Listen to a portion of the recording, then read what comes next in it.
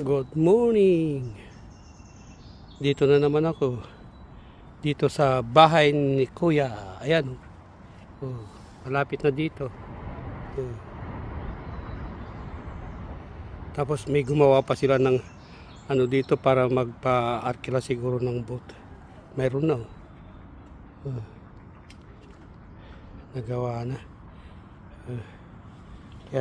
Yan ang cabin nila. Oh. Ayan.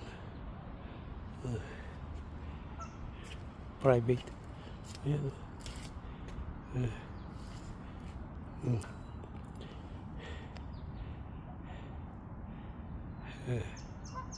Ayan. Ako. Ayun. Ayun ang bahay ni Kuya. Floating boat. Ay, floating house. Ayun. Ayan.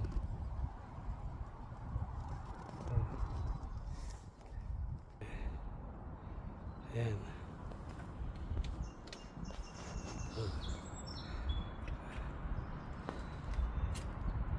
That's it. Punta na naman sa kabila. Punta ako doon kapag maranang tubig. Okay, thanks.